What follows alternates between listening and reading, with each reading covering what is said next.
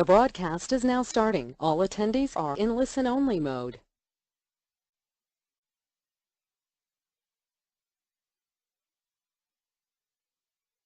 Good afternoon out there. This is Allison Brown of the Communities for Just Schools Fund. We'll get started in just a minute. We'll give folks an opportunity to log into the webinar so that they can join us from the beginning. We have an action-packed hour and a half here for you with great information and opportunity for discussion. So give us just a few more seconds and we'll get started shortly.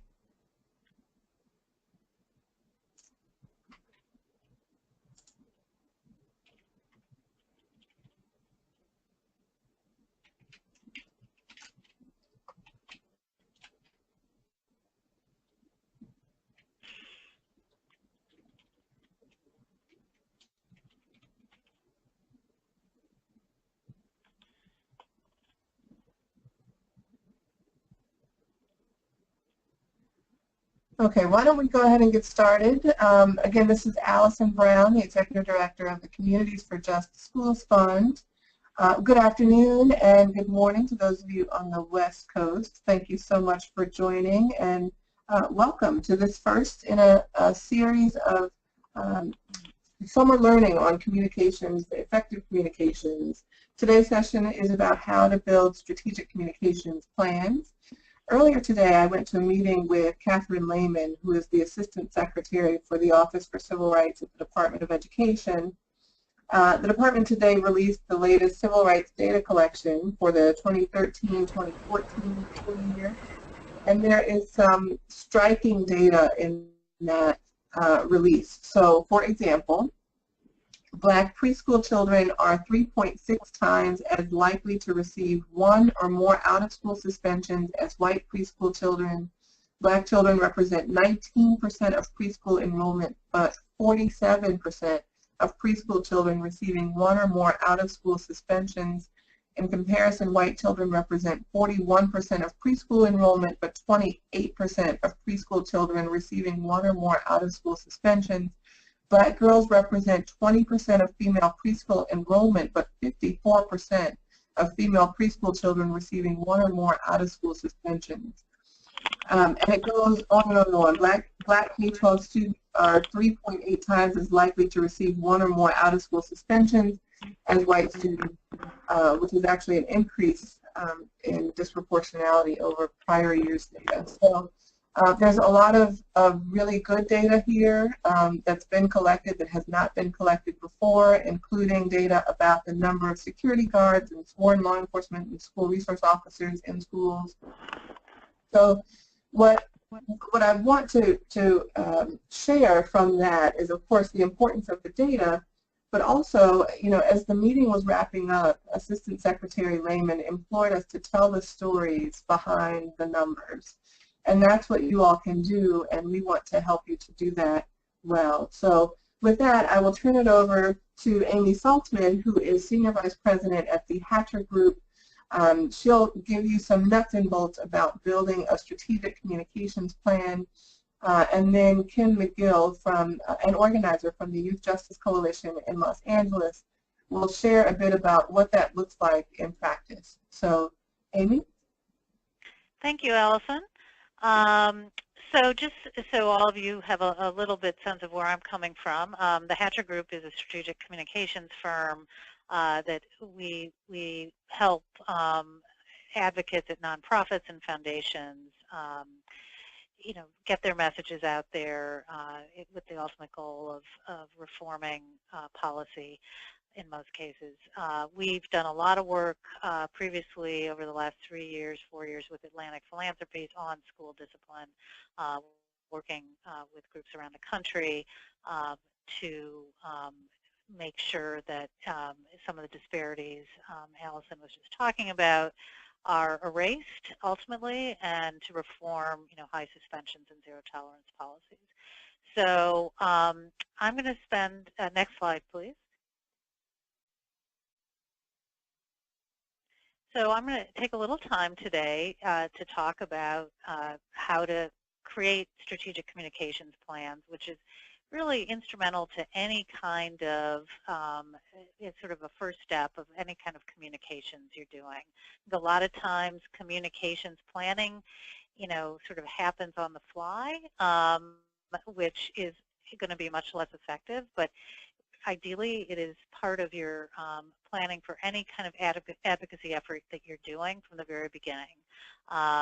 So that's, we think it's critically important, and obviously you may have a lot of good ideas, but if people don't know about them, if you're not getting them out there to the right audiences and persuading people to support what you're trying to do, then you're going to be far less successful. So what is a strategic communications plan? Well, let's first talk a little bit about what it should encompass. A plan focused on a given campaign should not be about your broad mission, your organization's broad mission. Instead, it should be about a very defined goal. Say, changing the language in the school discipline code of conduct to reflect the need to get rid of zero-tolerance discipline policies, versus, a broad mission might be, reforming the whole school-to-prison pipeline. Next, every activity should help persuade key people to support that specific goal. So how are your activities? Say you've decided, as many people do, that writing op-eds would be a good thing to get your message out there. Well, what do you say in those op-eds? Where do you place those op-eds? A lot of our clients say, get me in the biggest paper possible, the New York Times, the Washington Post. Well, that may not be the most effective way of persuading the people you are trying to target. For instance, in many cases, getting an op-ed in a local paper or a blog that will be seen by, say, a key legislator who's a little on the fence on your issue and is well read in your community, that is often more effective and certainly easier to pull off. And next, you should, the communications plan you have doesn't need to be complex or expensive. In fact, what you want to think about is, how do I use my limited resources effectively to get the job done? So, a lot of times people think, oh, I need to have some big event, I need to have a, big press conference. Well, in fact, sometimes just a few effective strategic pitches to targeted media will get you way more bang for your buck, because you may end up with a big front page story that goes viral, and so to be thinking that way instead of putting a lot of resources into, in some cases, a big event. And finally, you want to look ahead at how to leverage opportunities that are out there. For instance, if things like an upcoming school board meeting or budget hearings are a good opportunity for you to draw attention to your issue by either staging some kind of demonstration or releasing some new data, you want to be aware of what's coming up. Next slide, please.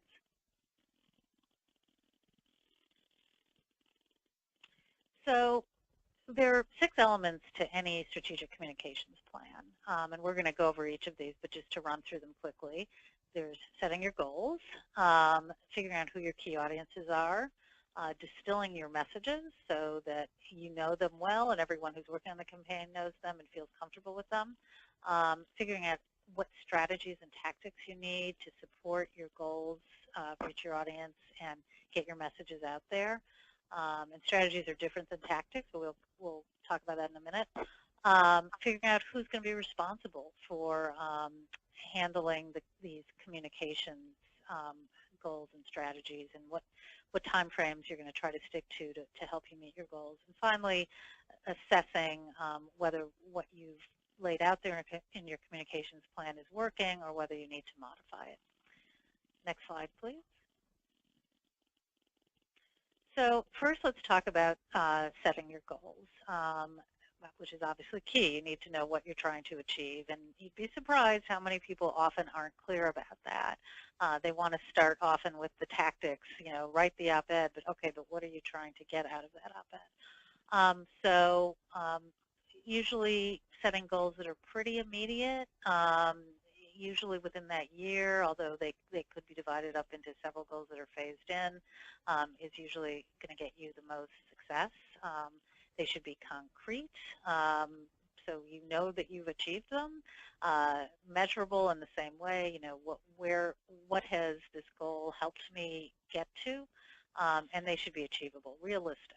Not something that is just going to be frustrating for everyone involved and really doesn't have a chance of happening in any kind of shorter time frame. Next slide, please.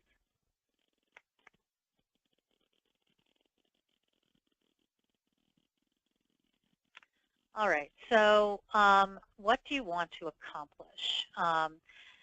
Usually, often there's just one goal, but usually within a campaign there's a set of maybe 2 or 3 key goals that will help you, you know, that need to kind of have their own set of tactics and strategies. So let's say we're talking about, we'll focus on school discipline since it's an area I've worked in a lot and I know a lot of you have as well.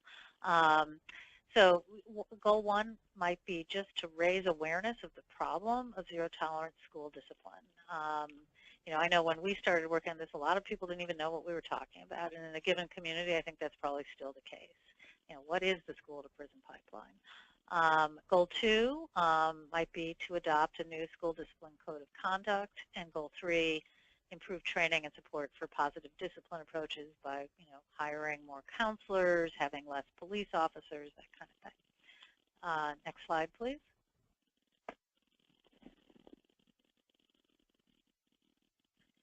So after you've figured out those key goals, you want to identify who your audience is. As I said before, strategic communication plans are about communicating something very clear to a specific group of people to try to persuade them. So who are your primary audiences, which are the people that you absolutely need to reach to achieve your goals? Examples in the, you know, in many cases would be policymakers. For education issues like school discipline would be the school board, and media, because media in a sense is your conduit to reaching them and gaining support broadly among the various public constituencies that will help put pressure on policymakers and school board members. Your secondary audiences would generally be people that, like I said, the primary audiences would listen to, such as teachers and parents, and who also benefit from it. And, you know, things like community groups where, you know, you're going to be able to get some of the grassroots support you need. Next slide, please.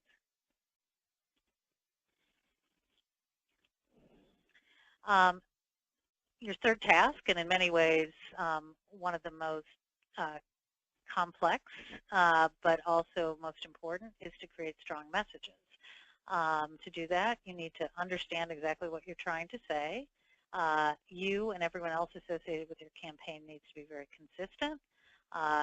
Try to get away from any jargon. You can talk in jargon to each other all you want, but you don't want to do that to those who aren't intimately familiar with the subject that you're talking about. You want to appeal to common values, which meaning us, not them.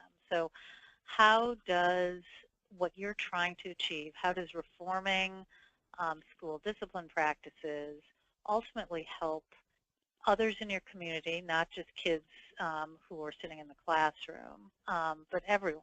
You know, how does it affect the community as a whole? How does it help in terms of, you know, having less dropouts, having less money spent on prisons, and any number of things that can have an impact on larger groups of people? You also want to persuade the persuadables, not bothering with those that you know will never support you, but those who are most likely to. And I think, you know, we find that in most advocacy campaigns, the focus is often on those bench sitters, the people who, you know, are kind of maybe in their hearts want to go with you, but maybe they're being pulled in other directions. So those who are kind of on the fence and focusing on how to persuade them. And finally, with your messages, you want to practice a lot so you know them backwards and forwards. Next slide.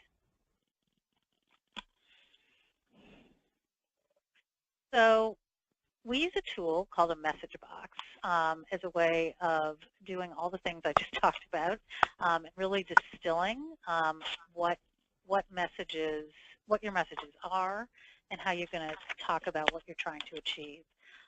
This is right here in front of you is a blank message box, and it shows 4 quadrants: problem, solution, action, and vision, each of which can be filled in to highlight your, effectively talking points, but using this message box, I think, helps people kind of think about it in a less linear way, and I'll explain in a minute.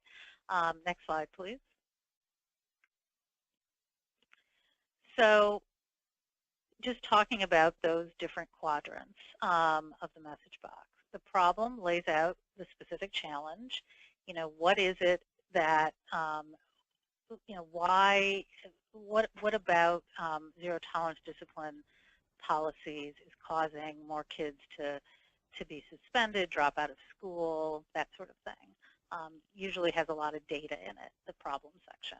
The solution are the reforms that you're trying to bring about that you feel will solve the problem.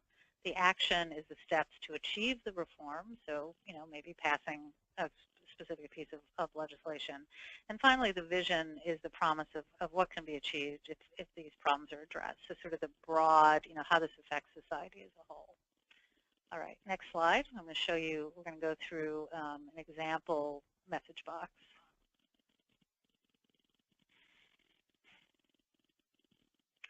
So this is divided into, what you see here are what we call the sort of top line messages. These are never changing on a given campaign, so you want to be very clear about what you're trying to say here. Make it simple, jargon-free, things that people will immediately understand. So in this case, the problem, and this is actually sort of adapted from a message box that I did for a Dignity in Schools campaign group. But I took out the names in the district just because it's a little proprietary, although this is fairly generic. So the problem, zero tolerance and other punitive discipline policies push students out of school, increase dropout, involvement in the justice system, and hurt our state. So, with all of these, thinking about the us, reaching a broad audience, again, not just the kids sitting in the classroom and their parents. The solution plays off the problem and should basically mirror it. So X organization supports the elimination of zero tolerance approaches and the adoption of discipline policies that hold young people accountable while keeping them in school and learning. And then going to the action, which plays off the solution. The school district should adopt a new code of conduct that replaces excessive use of suspension and expulsion with positive discipline approaches. And finally, the broad vision. Reforming school discipline practices will help children stay in school, succeed in higher education and beyond, and benefit our state as a whole. So this gets at the big picture. Next slide, please. So here we have the sub-bullets that support those broad messages that we just went over. And these can change depending on who the audience is, depending on what you're emphasizing at a given time, what the nature of the questions are you're getting.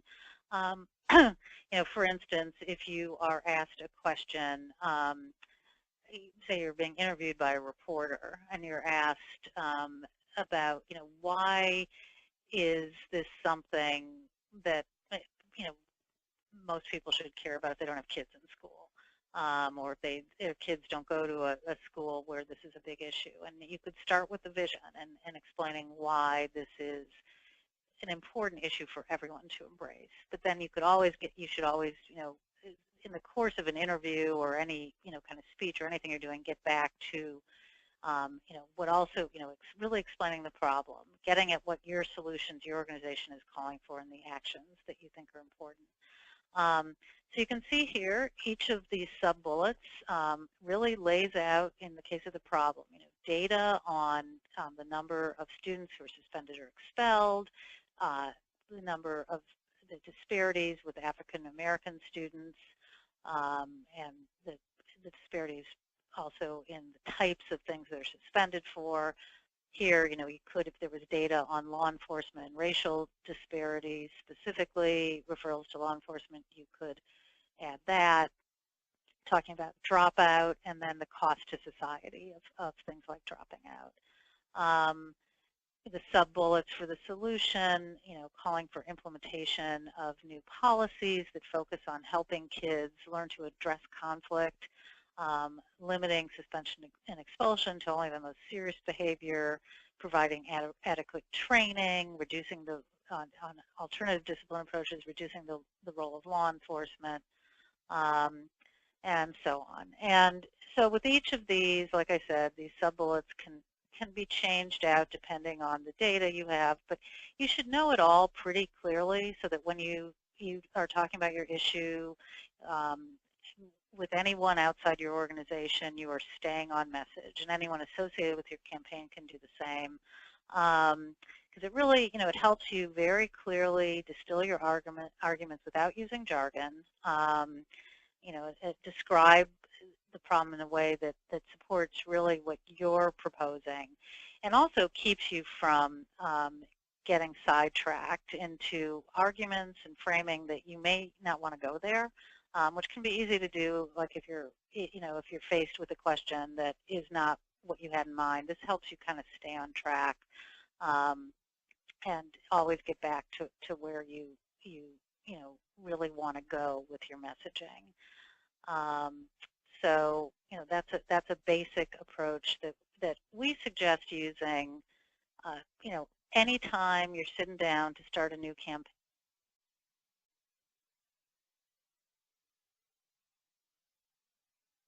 Hey, I've been dialing in. I'm now sitting. All right, can everyone hear me now? Yes, we hear you. Okay. Thank you. So sorry about that. I have absolutely no idea what happened, but thank you everyone for your patience. So did people hear me talk about the message box? We did. Hello? Yes. You did. Okay, so we could go to the next slide. Next slide. So once you've got your messages all clear and figured out through the message box, which I think, if you didn't hear what I said before, I think it's critical for any time you're sort of embarking on a new campaign to really sit down, the key people among you, and figure out, do this message box exercise. I promise it'll really help you clarify your thinking and your messages, and you'll be in much better shape to then implement the various strategies and tactics that will help you achieve your goals. So in terms of developing strategies and tactics, a strategy is typically, what is your roadmap for success? What's going to make your goal happen? How will you get there? And as we said before, is it realistic? And then the tactics will help you support your strategy. You want to include tactics that deliver your messages to your primary audiences, and think creatively, maybe think out of the box a little bit. Don't necessarily fall into the pattern of always thinking you have to use the same set of tactics for every campaign, because each one is going to have a slightly different audience, a slightly different message. Next slide, please. So here's an example of a different set of strategies and tactics that you could use for a given campaign. Again, getting back to the school discipline campaign. Strategy one strategy might be to persuade policymakers and school board members who are on the fence, as we talked about before. Those are often the most important people for you to get to. What would be some tactics for getting your issues in front of them? Tactic one might be releasing a new data analysis highlighting the particular problem. For instance, you could take the new data released today and the OCR data and find local angles to support that. This is something we did a lot when we were working with grantees of Atlantic Philanthropies on this issue. When new OCR data or other data, federal data would come out, we would localize the data, release maybe a 2-page or 2 to 4-page policy report or fact sheet or even an infographic, and that really highlighted the problem and was good fodder for media, frankly, and to pitch stories. So you could use that data. You could pitch a story to the media about it, do a press release, maybe do some kind of press event, do some strategically placed op-eds around the data, and that would be a good way of getting your issue in front of people that need to see it. As part of that, another strategy might be to build general awareness and understanding of the issue, like we talked about before. And that could be potentially doing some higher profile things like holding some kind of event or demonstration, creating some kind of advocacy tools. Again, it could be things like infographics, it could be flyers and pamphlets, memes, and then of course doing coordinated social media to really get the issue in front of influential people on Twitter and Facebook, and hopefully have some of your advocacy tools even go viral. Next slide, please.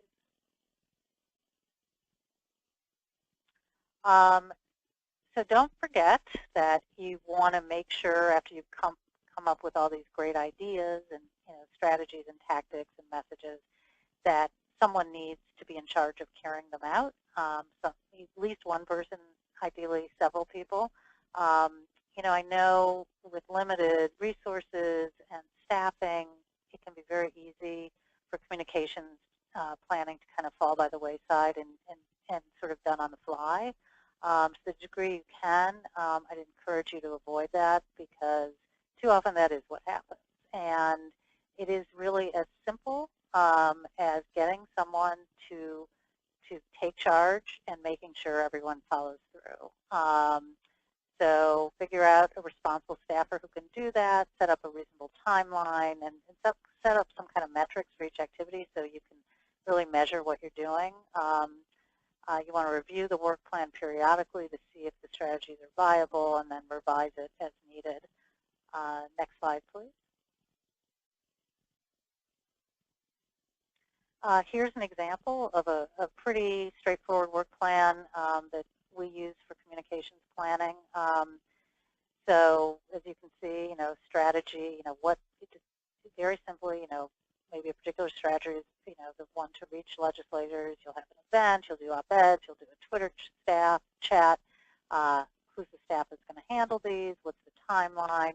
And how will you measure success? Will it be the placement of a certain number of op-eds or an op-ed in a particular newspaper, a high-profile story in a paper on radio? What will tweet reach show you in terms of how successful you've been at reaching the key people you want to reach? Next slide, please.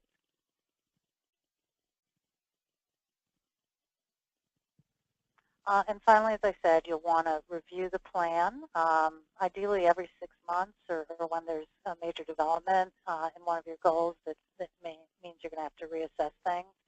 You want to make sure your goals are still feasible, your strategy to success is viable, you've planned, the activities that you've planned have actually occurred. Often they haven't because there just hasn't been time to make them happen. So go back, assess why that is and what you can do to make them happen. You want to figure out what activities have worked and what haven't. And so next time around in your planning, you can think of a better strategy. And then, as I said, revise your plan if you need to. And don't be afraid to do that. Just because you've written it down doesn't mean that it's a problem to go back and rethink it. Next slide.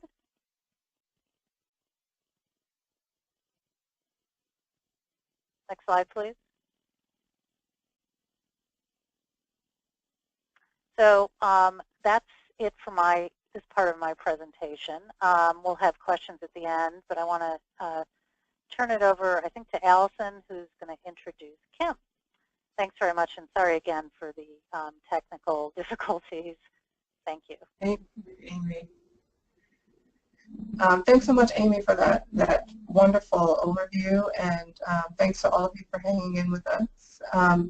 Kim McGill is an organizer with the Youth Justice Coalition in Los Angeles, and as I mentioned, has been really successful at developing strategy and shaping narrative with respect to the Divest Invest campaign that YJC has been working on. So with that, I'll turn it over to Kim.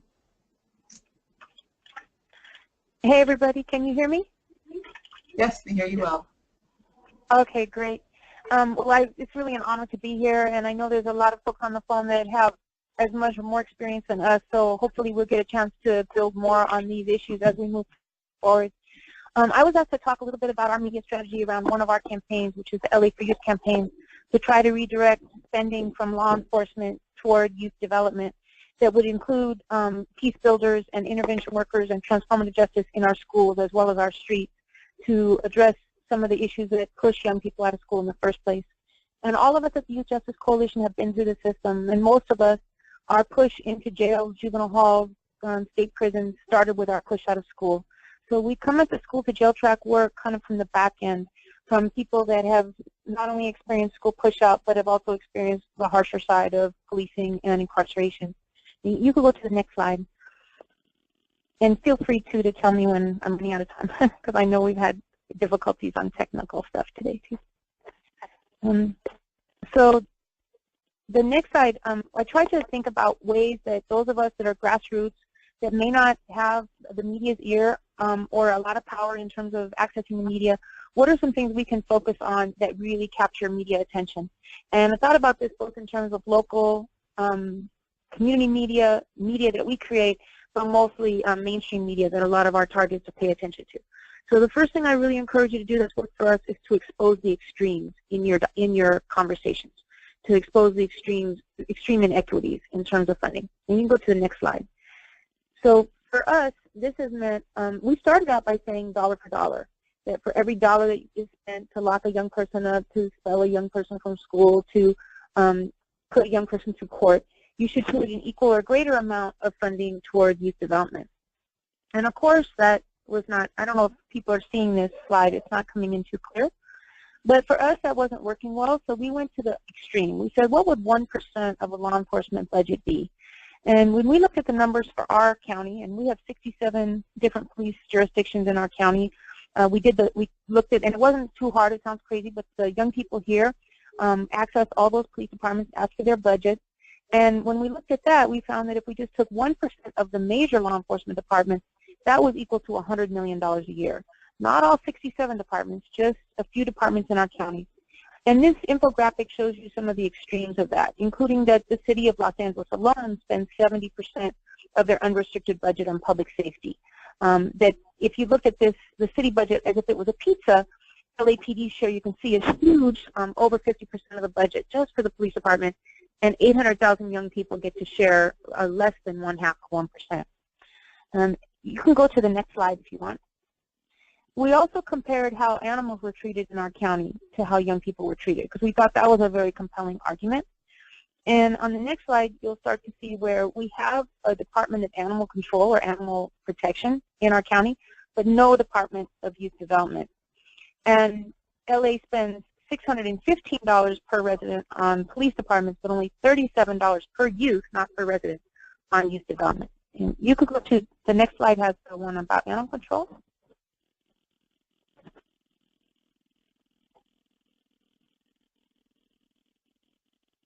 Sorry for folks that are listening.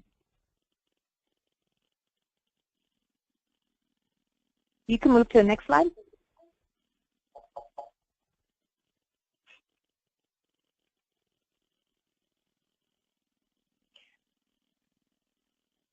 So I'll just keep talking as hopefully the slides will come up in a minute. There you go. So there you can see the comparison between animal control and young people. And you can also see where the LAPD, we found when we went into their budget a little deeper, you can find a lot of inequities there.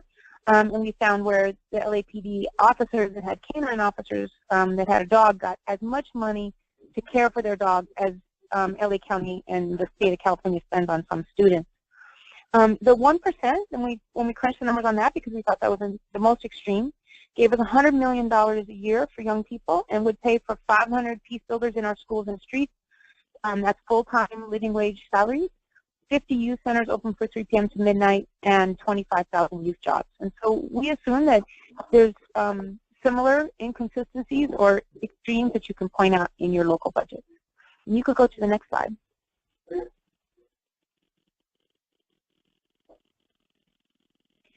The other thing that we tried to point out in terms of our budget was we got a lot of pushback from our local officials that LA County was under-policed. So one of the things you can do is you can compare, and we can help you with this too if you want, you can compare your counties to other jurisdictions across the country. We found that what our legislators were doing, what our police officials were doing, was comparing LA City to New York City, which was not a fair comparison. That's about half the population. When we compared LA County to New York City, which is a similar population, we found that we were not the most under-policed. So also looking for the holes in their arguments. Their data is oftentimes not correct. They're not careful with how they argue things because they're used to capturing and controlling the mic. The other thing that was really helpful for us was we have a 50%, like most of the cities across the country, a huge drop or decline in violent crime, including homicide. So we said if there's a 50% drop in homicides, then where is that money being reinvested? Why is the police budget continuing to go up? And this argument was very helpful for us. So we looked at what it costs to investigate each homicide at $1 million, and about $16 million more in jail, court, and incarceration costs, and have started to get a lot of traction with saying that money, if those homicides are down by 50%, should be reinvested in communities and schools. You could go to the next slide. I'm going to try to talk a little bit now about how we turn this information into action. So we had to create really creative actions in order to capture media attention. We found that, and you can keep going to the next slide, we found that creating actions that highlighted conflict really worked for us, again, because we're kind of seen as underdogs. You know, it's hard for people particularly that have significant felony convictions to not be portrayed in the media and by elected officials as monsters, as people not to be trusted, as people that don't have a legitimate claim to a story. And so we have to constantly humanize ourselves and humanize our stories. You can go to the next slide. And some of the actions that we participated in or helped to organize that got a lot of media attention was because of the fact that they both highlighted the conflict between our stance and the mainstream stance, and also were particularly creative. One thing that got a lot of attention every year was a 50-mile march for respect. We would march from one juvenile hall at one end of the county to another youth lockup at the other end and stop at all the youth lockups and jails along the way. We also surveyed people across the march route, about 2,000 people, on what they felt like would help with public safety. Another really incredible media opportunity for us was a coffin march. We wanted to highlight how many people had been killed by law enforcement in LA County. A lot of our law enforcement leaders were getting attention for being great reformed departments, but we had by far the highest kill rate in the nation, so we wanted to highlight that. So we made a coffin for every single person killed since 2000. At this time, this was April of last year, there were 617 people that we got from the coroner's office, as well as our families that we knew of that had been killed. And we made a coffin for each person and took those downtown and blocked the entire street. It was an unpermitted march, too, so as an act of civil disobedience, got a lot of both local, national, and international attention. You could go to the next slide. Another action that got a lot of attention for us that doesn't have a slide, but while I'm waiting for the slides to change, I'll talk about. One of the young people said, you know, we're getting all these tickets in schools from school police and municipal police that work on our school campuses. Maybe we should tell them how easy it is to get a ticket as a student. So young people went to City Hall in LA and went to the state capitol in Sacramento and started to hand out tickets to staffers and to legislators and even to some police officials who were in the buildings on those days for things that they would have gotten tickets for in their schools. So they handed out tickets for being on the cell phone. They handed out tickets for texting or being on the phone during a public hearing. And in each of those tickets, they had a conversation with the legislators. They even handed out tickets for people chewing gum in the state capitol, because those are the kind of things they've gotten tickets for in their schools. We also, again, in terms of highlighting conflict, we took over an abandoned library as a way of saying, you know, we are building new police stations. The newest buildings in our neighborhoods are oftentimes police and jails, but we have all these abandoned properties that are not being turned over for community use. And this again highlighting conflict. The first time we took over this library, the police immediately locked down the entire area. There was a 4-square block area around the library that was locked off. There was helicopters above. There was about 50 squad cars. They threatened the young people with arrest. And all of that brought a lot of media attention because it pitted young people of color who were cleaning an abandoned library and had swept it up for community use for a couple of hours, basically, against a very powerful police department that was trying to evict them and lock them down. And then the gate, that fence that you see put up, this property is closed to the public, was put up as a result of young people cleaning that front area of the library. So that was also got a lot of immediate media attention. You could go to the next slide, and you could tell me too if I'm running out of time. You're fine. What's that? And so this is Allison. You're doing fine on time. Okay. The other thing that we did, it was kind of unexpected. We didn't even know if it was going to work. But we wanted to take over the police headquarters, LAPD headquarters, to bring attention to these issues. And when we thought about activities to do in front of police headquarters to keep people's attention, we were even asking people to spend the night. In the beginning, we thought about movies, and we took down one of our little screens thinking we'd have to show it on a movie in front of the police headquarters. But when we put our little projector, and this is just a little tiny regular projector like many of you have, we were able to project the film on LAPD headquarters. So what you're seeing here is about a 50-foot screen, just like you would have in a drive-in movie, only we call them walk-in movies. And we started to do them every single week. We did them every single week for 6 months, and then once a week for 6 more months. So we were showing movies about white supremacy, about civil rights struggles where major civil rights leaders have been assassinated. In this case, it's Medgar Evers' assassination, documentary about that case, as well as the history of police violence on police headquarters. And they couldn't shut us down because there wasn't a municipal code to protect them against that. So again, that got a lot of community out, a lot of media out, a lot of media attention. It was something that we never thought we'd be able to do, didn't even plan for it, and it worked real well. You can also do this with light projections onto buildings. So we've done big light projections onto government buildings where you can see them even from freeways that say, 1% of the police budget with $100 million for youth, or schools not jails, et cetera. You can go to the next slide. Another thing that brought us a lot of attention was a zombie takeover. We had never done a flash mob. We don't consider ourselves dancers. But we were inspired by a group of folks that were locked up in a Filipino prison. And the prisoners there organized to have the entire yard filled with people doing a rendition of Michael Jackson's Thriller. So we did a similar thing where we blocked the streets where they were putting in a gang injunction. We blocked the streets for about 15 minutes. We had a huge sound system so everybody could hear Thriller. And we had, the zombies were cops, and they were attacking a young person. When the police came to evict the crowd and to evict us from the spot because we blocked the traffic for so long, you could hear the helicopter say, "You must disperse, you must disperse." And it happened at the exact same moment when I think it's Vincent Price starts laughing at the end of Thriller. So it was pretty hilarious. The crowd loved that it was kind of the music laughing back at the cops. And again, brought us a lot of attention. So I think you can see where we tried to pick actions that people hadn't seen before that were particularly creative and, again, heightened the conflict between our point of view and law enforcement elected officials' point of view, and it brought us a lot of attention. We also had candidates debates. So this is a poster we had for the sheriffs that were all running against each other.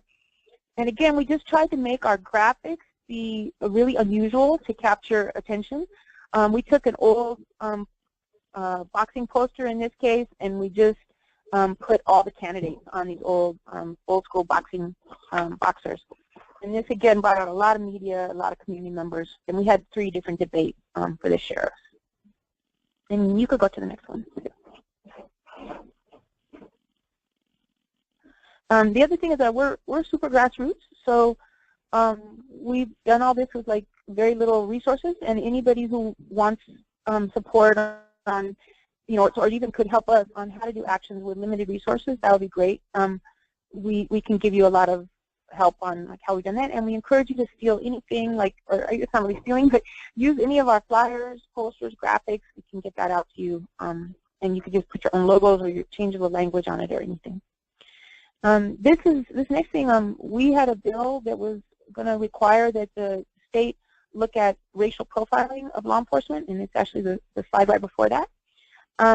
And we, in order to get that bill through, we had to take over the governor's office. So that was a shutdown of the governor's office for 2 hours. He could get no business. We kept turning people away that were trying to get into his office. You can't really see it here because it looks like a pretty big crowd, but it was about 200 people blocking the entrance to the governor. Those are young people holding up people that have been killed by law enforcement, as well as the sticker for that bill. And stickers or slap tags have been really, really good for us in terms of getting our message out to the streets. And you could go to the next slide. The other thing that's been really powerful for us in terms of street demonstrations, getting street attention, is to leave altars at elected officials, at city halls, at police headquarters for people that have been killed either by police violence or by community violence. We consider community violence also to be state violence because we knew that if white middle-class people were being killed at the same rates as mostly black and brown people, the violence would stop. And we know that violence can stop with jobs, with youth opportunities, with peace builders. And so we hold them accountable for all the deaths. And we've personally buried 59 people out of our community center in the last 4.5 years. More if we went beyond that, but definitely the last 4.5 years is 59 people. So it's brought a lot of attention to the suffering of those families. Those families also lead a lot of our work, a lot of our marches, and a lot of the work we do in the state capitol. You could go to the next slide.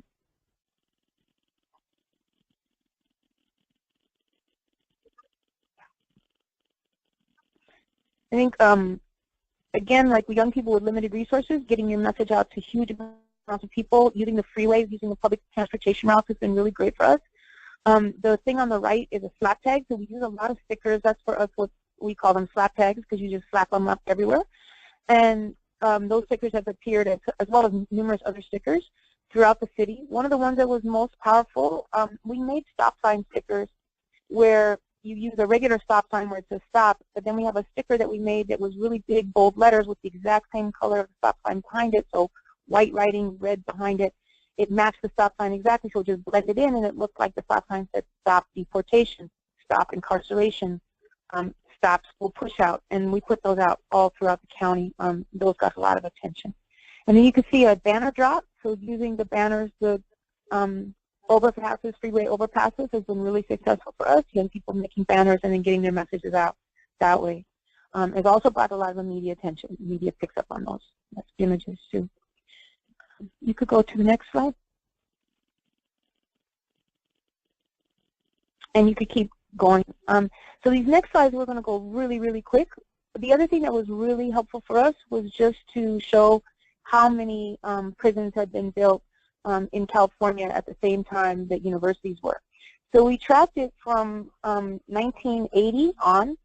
We knew that a lot of people weren't feeling our issues because they personally or their family members hadn't been locked up. And this one, you can just go through these slides really, really quick because we just want to demonstrate how many prisons we built between 1980 and 2005. And you'll see as these slides go in rapid succession that in the early 80s, California started with 13 prisons. It was already the largest prison system in the nation. But then it started to rapidly expand the prison system with the massive incarceration of black and brown people, including mostly young people between the ages of 14 and 25. And so between all these years, we start to see this huge building of prisons in our state. You can see that the prisons are built, and you can just keep going. There's 22 of them, unfortunately. The prisons are built in agricultural land. So the other thing we were able to point out by exposing where the prisons were and how they were built was that it was destroying California's largest economy, which was our agricultural economy. Prisons are huge polluters of groundwater. And then we were also able to show how prisons were far away from communities. So the promise that it would bring jobs to urban areas was a lie. The promise that it would bring jobs to rural areas was also a lie. Workers were brought in from suburban areas. And similarly, because they were so far from family members, people that got locked up were cut off from their families. So even people that had never had anybody inside started to deal with the arguments, the impact on the state's economy, the impact on the state's environment, and most notably the impact on their own child's education.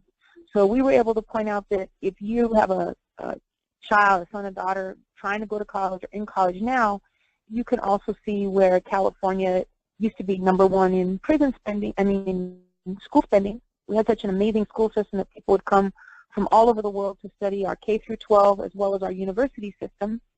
But in that period of time, we only built 4 universities, and we built up to 34 prisons. So we had 13, and we built 22 prisons. So we now had more state prisons than state universities. Similarly, our K through 12, if you go to the next slide, you'll see the impact it had on budget. Our K through 12 budgets used to be #1 in the country. We're the richest state in the country and the 7th largest economy in the world. But our K through 12 spending dropped from, actually, it's now 40, but up till a few years ago, it was actually 47th in the nation in K through 12 spending. Only the poorest states, Mississippi, New Mexico, and Arkansas, spent less than us on education. We've come up a little bit because of a proposition that was passed by voters, but it's likely going to drop again once that proposition is up. And we're 51 in college spending. So even with being, again, the richest state in the country, we're last in the spending for higher education. Why it's 51 is we're, in those data, we even got data from Washington, D.C., and we're below Washington, D.C. So that way, we started to win over the hearts and minds of everybody in the state who saw where the massive prison budget and locally the massive jail and police budgets were hurting young people and families that even if they didn't have anybody in the system. And should I keep going? Am I okay on time, or should we stop there for questions? Why don't we turn it to you and Amy now for discussion. And Amy, I know you have some questions for Kim. And for those listening, if you have any questions for Amy or Kim, feel free to put them in the chat box. We'll be opening the lines for discussion and Q&A in just a little bit. Okay, thanks, Allison. So this is Amy. Kim, I was going to, first of all, just say it's incredibly impressive for what you guys have pulled off here. Sort of an amazing both distillation of data and pulling it out in incredibly creative ways that I think anyone could learn from, and the value is obvious. Let me ask you, when you started working on this campaign, did you figure out sort of a key set of messages that you were going to try to push out there? Yeah, when we first started, and I think this is what's really good about listening and not just speaking, because I think for us, we were really passionate from the beginning, and the system had really impacted us directly, so we felt very strongly about our own stories. And so for a long time, we stuck to this dollar for dollar, that, you know, LA County leads the nation and the world in incarceration. We have this long history of locking people up, particularly black and brown people, going all the way back to the 1800s. We were leading with that messaging, and we were saying that because of that history, for every dollar spent to lock a young person up, an equal or greater amount should be spent on prevention, intervention, youth development. And we were getting nowhere with that messaging. And I feel like for a long time, we were kind of closing, we were closing off to hearing what our opposition was saying. And so that was an important lesson for us. I think another important lesson for us was when we looked at our opposition, in this case, our opposition is mostly law enforcement, probation departments, California Department of Corrections and Rehabilitation, the local jail system. We thought, how can we win their hearts on this issue too? How can we humanize them rather than do the same thing to them, dehumanize them in the way they're dehumanizing us? And one of the things that worked a lot for us was we looked at the rates of harm and suffering done to law enforcement, which was hard for us because we were coming from a place of having been very brutalized and very traumatized by law enforcement and by people in, you know, law enforcement in lockups, not just in the streets. But when we looked at their statistics, we found that they had the highest domestic violence, substance abuse, alcoholism, child abuse rates of any profession. They weren't being killed a lot on duty, but they were having a lot of early deaths and even homicides and suicides in their homes. And so when we exposed that in our conversations with them and even in our conversations with our members and with media, we were able to humanize them and then in turn humanize ourselves. So those, I think, were two big lessons we got in terms of early messaging. Yeah, and that's very important because that does get at what I was talking about previously about, looking at shared values and recognizing that even though you can seem on very different sides of something, in fact, there may be more things that you have in common than you think, and then having messaging that reflects that is very critical. How did you, I think a lot of people would probably be interested, and I know I am, in terms of how I talked a little bit about, assigning tasks to people, having staff in charge of certain things and having a timeline. How did you go about doing that? I mean, I know you're dealing with a lot of youth who, have different responsibilities on their time and everything else, and you managed to pull off some pretty impressive things. How did you go about basically figuring out who was going to handle what and making sure there was follow-through? So I think this is probably true for a lot of the grassroots groups on the call and in the network of people organizing around the School to Jail track nationally. We don't have a media director or even a media consultant. We don't have any full-time organizers. We don't have a large staff. We have a high school that operates here too. So the money we do raise goes largely to make sure that young people have quality teachers. So we had to engage volunteers, our youth members especially, our parents, our families, people coming home from prison that have spent decades inside. We had to engage all of us in media creation and media making. So we've sometimes done it very bootleg. You can see on the slides that we're kind of sometimes patching stuff together with duct tape and finding out things by accident. But we've had to become media makers. So young people and others too, getting trained or training each other in Twitter, in Facebook, in Instagram, in Snapchat. We have a pretty constant Facebook and Instagram presence, which has been really important for us, not just in terms of reaching the media, but also reaching our own members. We had to get pretty sophisticated in terms of running our own press conferences and getting out our own press releases and press advisories because, again, we didn't have consultants or money for consultants to help us with that. And I think for some of us, too, in areas outside of the East Coast, there isn't a lot of, it sounds crazy, but there isn't a lot of media consultants you can go to either for support. So I think webinars such as this and access to kind of the intermediaries in other parts of the country is something that we didn't know existed and didn't have access to, and I really encourage people to reach out to Hatcher and other groups that Justice Fair School Fund and other entities can put us in touch with, because I think that we could have benefited a lot from this kind of technical assistance early on. Thank you. And I just have one other final question, which is, and this may be later on in your slides, but how you are actually measuring success. What has happened as a result of some of these efforts? Yeah, well, we can definitely get you guys, everybody, the slide, or the slideshow can be posted however anyone wants it to. So there are a lot of slides that look at, some of the young people creating the media and the young people who have led this work. I would say number one is an increased ability, skills development among our leaders, and fast-tracking young people that didn't have interest or didn't think that college was in their future, that the kind of technical and intellectual skills you learn from doing organizing and from doing media creation, media messaging, has taken a lot of people into college. And we're starting to see people graduate from school that, again, didn't think that school was possible for them. And these are, again, our members are coming out of continuation schools, so they can't even apply to regular universities in California. They have to go the community college route. For a lot of folks, it's oftentimes a struggle they have to do while they're working, while they're caring for children. So it's not unusual for our members to go to community college for 5 and 6 years before transferring to a 4-year school. And people are starting to see that success, and that's had a huge impact. In terms of the organizing, I think that we've changed the way that even elected officials talk about these issues.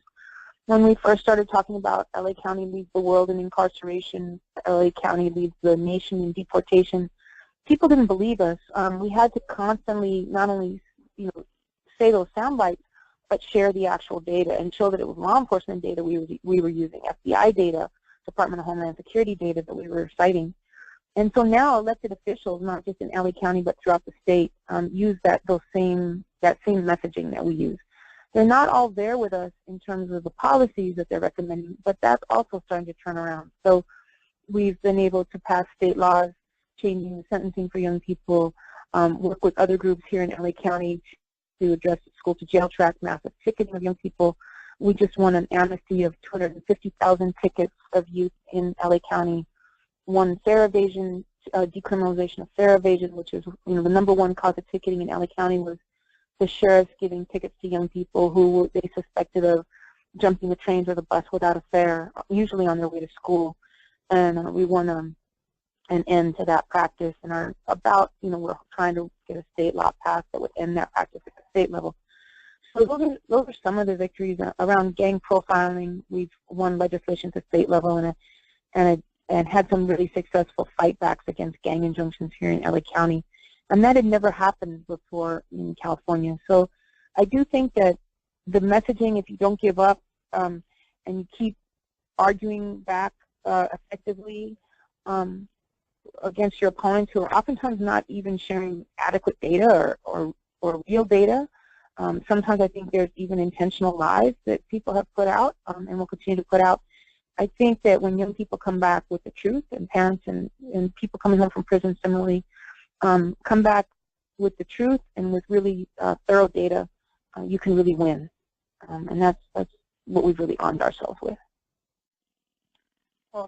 And you've done an amazing job, it's clear, and I think changing the conversation and people's thinking is what it's all about for a campaign like this, and I think it seems like you've really made big strides in doing that, so congratulations.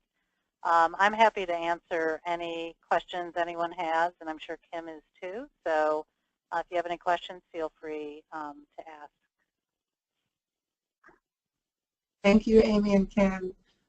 This has been really, really enlightening, certainly for me. I hope it's been helpful for those on the line. And we will open up the lines now so that you can speak your questions if you have them. We invite you at this point to do so. There are no questions in the chat queue, but you should feel free to jump in now to voice your question.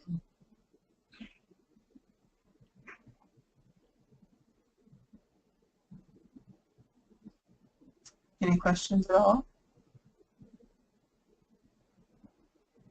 Wish I could go back to New Orleans next month to go to their quilts camp. No, if there are no questions at this point, and if you have questions and you're speaking, we're not hearing you right now, so you should feel free to type your question in the chat box now if we're unable to hear you. But all lines have been unmuted, so we should be able to hear your question if you're speaking now.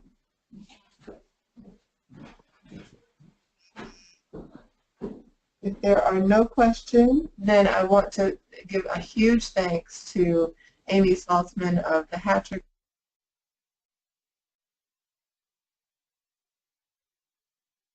and Kim McGill of the Youth Justice Coalition.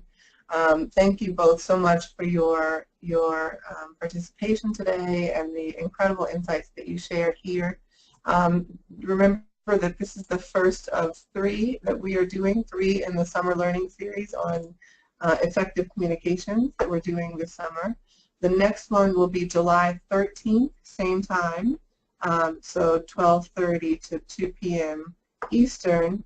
And in that webinar session, we'll talk about conducting statewide campaigns, including the strategic use of social media. Thank you all, and have a wonderful rest of your day. Thank you. Thank you.